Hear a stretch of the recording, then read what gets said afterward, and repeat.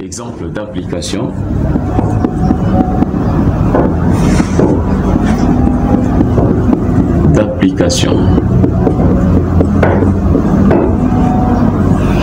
Voilà. Numéro 1. Vous pouvez écrire. Bon, moi, j'ai lu et vous écrivez. Pour qu'on soit un peu rapide. J'ai lu. Le système ci-après est composé de 3 barres comme l'indique la figure ci-dessous. Donc je peux dessiner bien sûr cette figure.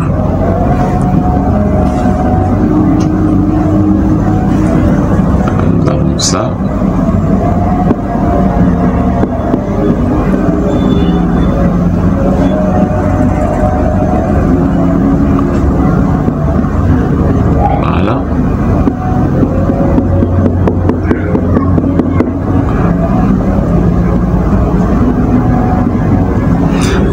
Nous avons une force P, nous avons l'angle là c'est alpha, nous avons aussi alpha, nous avons le point 0, là c'est le point 0, B, C, B. Et là c'est la première barre, la deuxième et la troisième barre. Alors, la première barre a comme section AC et le module d'élasticité est C. A, cuivre et cuivre. A comme section transversale et comme module d'élasticité longitudinale. Ici encore, nous avons AC et C. À l'intérieur, nous avons A, S et S. C'est quelque chose comme ça. Nous avons aussi la longueur, cette longueur L. Je crois c'est bon. Alors, la figure est là. Cette figure est composée de 3 barres. Nous avons une barre ici, nous avons une barre là-bas et une autre barre. Alors, je vais lire, je lis maintenant. Vous pouvez écrire pour bien comprendre la figure. Alors, on nous dit, le système ci-après est composé de 3 barres, comme l'indique la figure ci-dessous. Point. Les 2 barres extrêmes sont en cuivre. Les 2 barres extrêmes, ça et ça, sont en cuivre. C'est là où on a écrit C comme cuivre. C comme cuivre. Sont en cuivre et la barre centrale en acier. Barre centrale en acier. AS et S. Et la barre centrale en acier, dont les caractéristiques de matériaux sont AC et EC pour le cuivre, AC et C pour le cuivre, et AS et S pour l'acier. Point. On continue à la ligne. Le système est sollicité en haut par une charge P verticale. Le système est sollicité en haut, le point O est là, par une charge P verticale. Virgule. Calculer les efforts dans le bar et en considérant que les barres sont composées de mêmes matériaux et mêmes sections. Virgule. Calculer les déplacements du point O dû à la charge P. Donc, si vous comprenez bien notre exercice, on nous demande de calculer les efforts dans le bar, considérant que nous avons le cuivre et l'acier. On calcule les efforts dans les barres tels que ça se trouve là-bas. Et ensuite, on vous demande de considérer que les barres ont le même matériau, même section. Calculez maintenant la déformation ou les déplacements du point O dû à la charge P. C'est sûr qu'après l'application de la charge, le point O va se déplacer, va glisser verticalement. On demande de calculer aussi ces déplacements. Comment est-ce que nous allons résoudre ces problèmes? En utilisant la méthode de l'énergie de déformation. Donc, je crois que c'est une méthode qu'on a choisie juste pour résoudre nos problèmes. Je répète bien qu'il y en a plusieurs. Il y a plusieurs méthodes que nous pouvons utiliser, mais ici nous avons choisi l'utilisation de la méthode de l'énergie de déformation. Alors, comment est-ce que nous allons commencer? Je vais opérer une coupure. J'opère une coupure. Je fais la coupure ici. En faisant la coupure, je vais couper 3 barres. Je le fais ici. Le schéma est là. Ici nous avons F3 comme la force dans la 3e barre. Nous avons F2 et nous avons F1 avec les angles alpha, alpha. Là nous avons P. Alors, comment nous allons constituer nos équations? Ici, on sait très bien que le bar ne supporte pas le moment fléchissant. Dans les articulations, les moments sont nuls. Les moments sont nuls. Donc, je n'ai que 2 équations d'équilibre statique que je vais utiliser. C'est la somme en X, donc force horizontale, et la somme en Y comme force verticale. Alors, je commence par la somme de force horizontale égale à 0. Et j'indique l'essence. Quelles sont les forces horizontales? J'ai 2 forces qui ont la possibilité d'être projetées en horizontale. C'est F1 et F3. Donc je peux prendre F1. F1 sera projeté de cette manière et la flèche doit regarder là, c'est négatif. Je vais partir vers les X négatifs. Donc ça sera F1. Du fait que j'ai fouillé l'angle, je vais multiplier ceci par sinus. Donc j'aurai F1 sinus alpha. Ça sera moins parce que ça va partir comme ça. F3 va partir dans les sens contraires. Donc j'aurai F3 plus F3 sinus alpha est égal à 0. F2 est dans la verticale. P aussi dans la verticale. Ceci n'entre pas en combinaison par rapport à l'horizontale. Donc vous allez voir que F1 sinus alpha, en faisant partir ceci de l'autre côté, égale à F3 sinus alpha. Et les sinus peuvent tomber. Ici, je dégage F1 égale à F3. Ça, c'est une relation que j'appelle la première. C'est une première relation. Et je prends la deuxième équation d'équilibre statique. C'est la somme de force verticale égale à 0. Force verticale égale à 0. Alors, ici, nous aurons somme de force des Y égale à 0 ou force verticale égale à 0. Nous avons, si je regarde vers le haut, la force est positive. Donc, j'aurai F1 qui monte.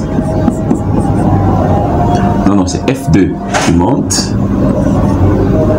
P qui descend, moins P. Les 2 forces ici vont partir comme ça. Donc j'aurai, lorsque ça se projette, ça entre dans l'angle, j'aurai le cosinus. Donc j'aurai F, je commence par F1, ça sera plus F1, cosinus alpha, plus F3, cosinus alpha égale à 0.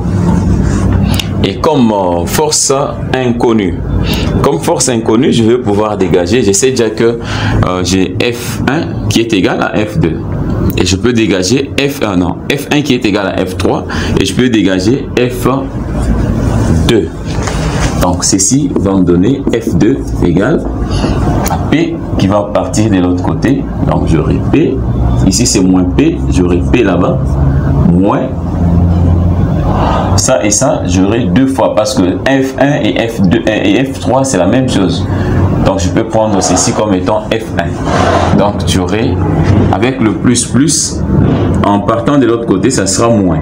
Donc j'aurai moins 2 fois F1 cosinus alpha. C'est une relation aussi que je dégage. C'est la deuxième relation. Alors, connaissant cela, je peux aller maintenant composer à calculer mon énergie de déformation. L'énergie de déformation delta à oméga, donc nous utilisons oméga. Donc l'énergie de déformation oméga n'est rien d'autre que l'effort normal au point n au carré multiplié par la longueur de cette barre divisé par 2 fois la section de la barre n multiplié par les modules d'élasticité de la barre n, de la même barre. Alors, je suis là, qu'est-ce que je vais faire? Ceci sera égal, pour la première barre, l'énergie de déformation c'est F1. F1, nous avons F1 comme première force au carré, multiplié par la longueur de la première barre, j'appelle ceci L1, sur 2 fois A. Les A en question, c'est la section du cuivre, parce que la première barre est en cuivre. J'appelle ceci AC, et puis les modules d'élasticité cuivre. Voilà. Et plus, je vais faire encore pour la deuxième force. La deuxième force, ça sera F2. F2 plus F2 carré L2 divisé par 2 fois AS et S. Cette fois-ci, c'est en acier, c'est pas encore en cuivre. Plus F3, regardez, plus F3 carré L3 sur 2 fois AC et C, parce que c'est en cuivre. Alors, vous allez voir que notre énergie de déformation oméga sera égale F3 égale à F1. Ceci veut dire tout simplement que je peux combiner ces deux forces-là sans problème. F1 égale à F3. Donc, la force peut être combinée sans peine. Mais regardez seulement que si nous prenons en termes de longueur, parce que la longueur qui nous est donnée, c'est L. On nous a donné la longueur L. Alors, on peut remonter ici. On va voir à partir d'ici. La longueur qui est là, c'est L. C'est la longueur qui est donnée. Alors, pour trouver la longueur L1 et L3, vous voyez, c'est cette longueur ici. Vous verrez que cette longueur n'est rien d'autre que L sur cosinus de l'angle alpha. Si vous prenez, vous considérez ce triangle ici, ceci sort comme l'hypoténuse du triangle. Connaissant l'angle alpha et la longueur L, la base bien sûr du triangle, vous allez déterminer l'hypoténuse sans problème. Donc c'est L divisé par cosinus alpha. Donc vous allez voir que ceci va nous donner L1 qui sera égal à L3. Mais L2 c'est L. L2 égale à L. Alors on peut remonter maintenant ici. Vous allez voir que F1, du fait que j'ai F1 et F3 qui ont la même valeur, je peux écrire 2 fois F1 carré L, L1 égale à L sur cosinus. C'est ce que nous venons de faire, divisé par 2 fois en cuivre et cuivre. Plus deuxième force. La deuxième force, je crois, c'est ça, cette force. En fonction de F1. Donc je vais combiner cette même force et je me dis ça sera P moins 2 F1 cosinus alpha, c'est ça la force, au carré multiplié par L2 c'est L, et puis le tout sur 2 fois AS et S. Là, nous avons l'énergie de déformation. Après avoir trouvé cette énergie de déformation, je crois, nous avons le 2 ici, nous avons le 2 là-bas. Je peux supprimer les deux. Je peux supprimer les deux. Et les cosinus peuvent revenir en dessous. Donc, le cosinus que vous voyez là peut venir en dessous là-bas. Le cosinus revient en dessous. Et puis, j'essaie un peu d'éclater la parenthèse. J'essaie d'éclater la parenthèse et vous pouvez venir ensemble avec moi. Ici, je répète seulement l'équation qui est en bas là pour ne pas compliquer les autres. Donc après la suppression des deux, j'aurai F1 carré L sur AC et C cosinus alpha plus P moins 2 fois F1 cosinus alpha au carré multiplié par la longueur divisé par 2 AS et S. Voilà, c'est ça la formule de l'énergie de déformation. Alors, nous pouvons développer le carré ici. Alors, oméga sera égal, c'est l'énergie bien sûr de déformation.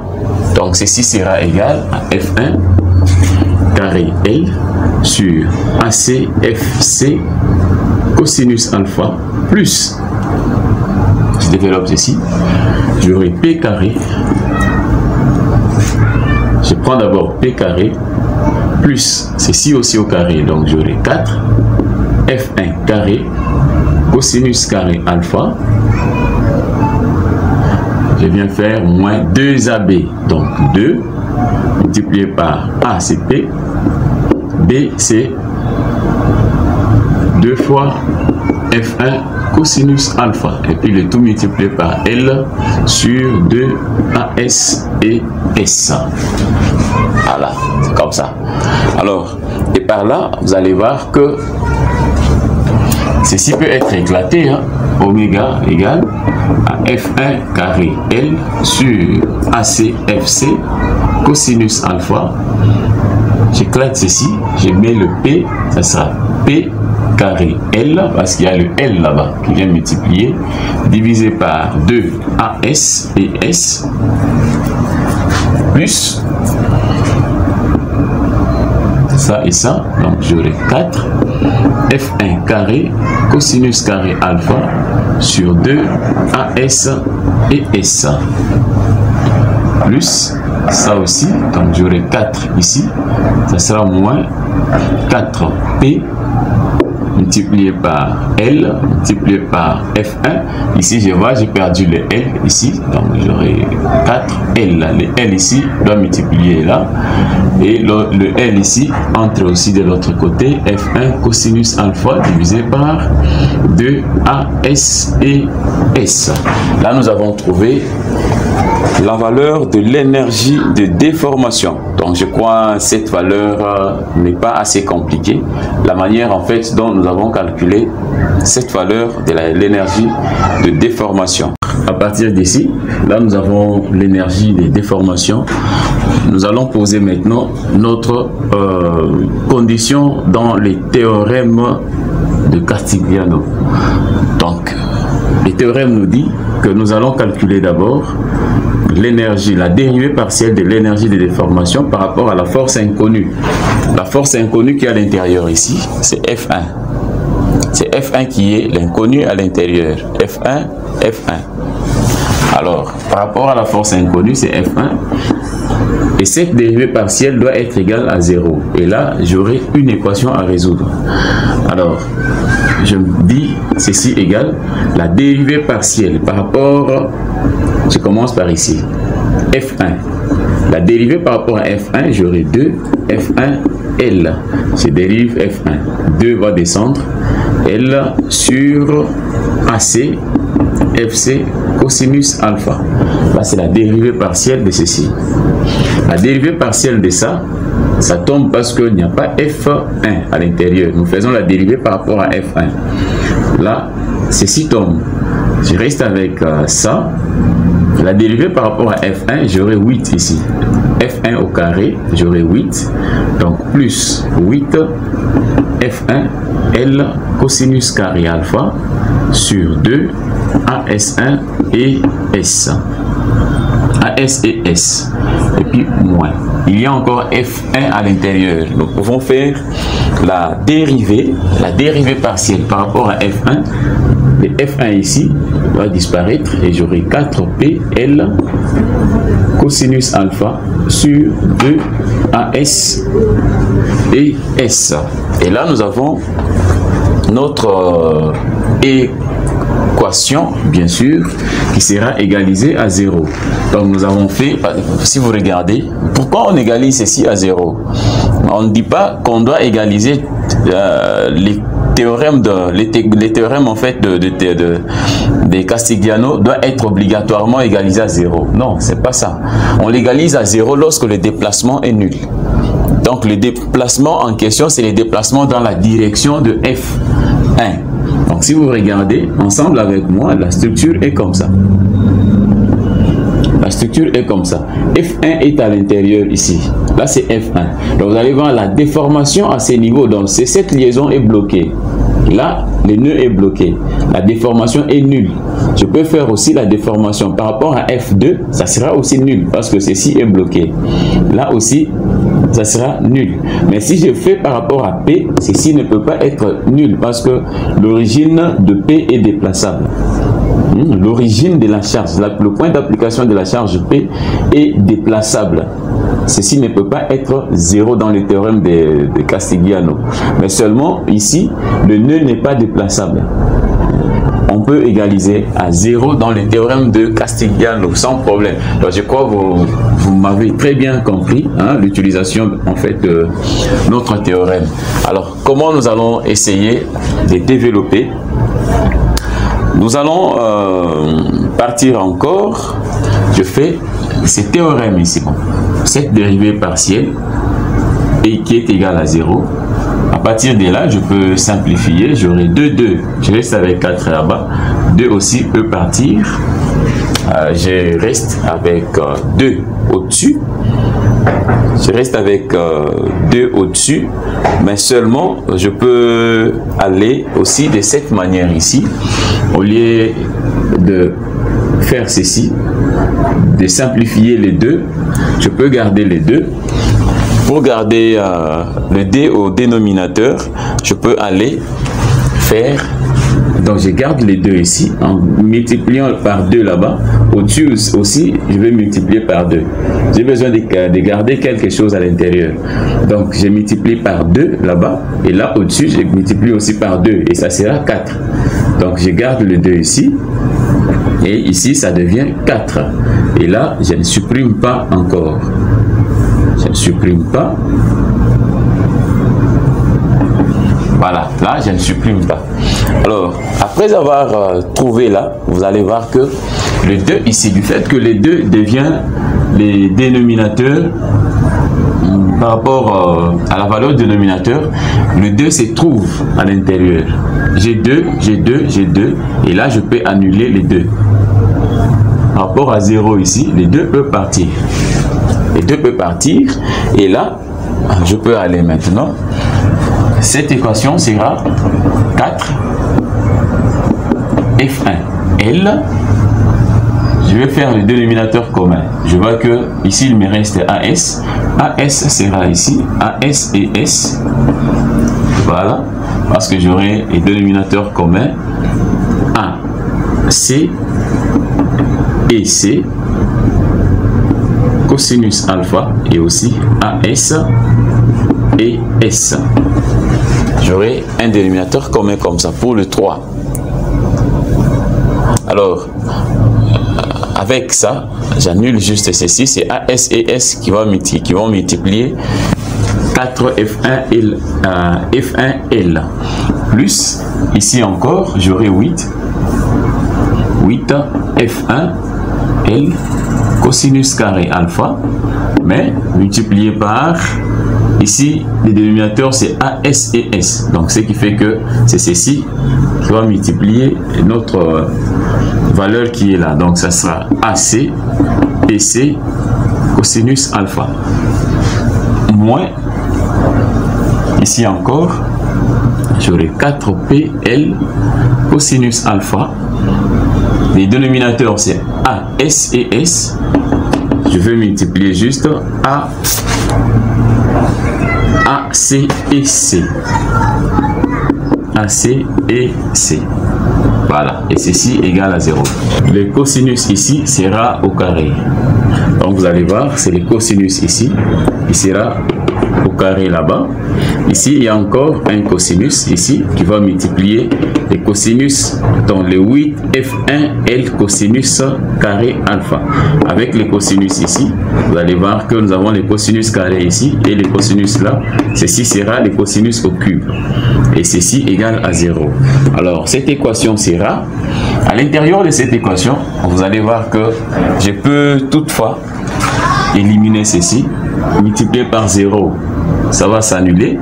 Et à l'intérieur, j'ai aussi L que je peux annuler. J'ai L. Par simplification. Et 0 là-bas, ça sera 0.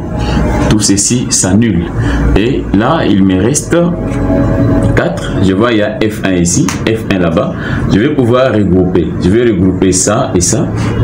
Parce que je vois F1 à l'intérieur, mais là, il n'y a pas F1. Donc, je peux regrouper les deux ici en mettant 4 F1 en évidence.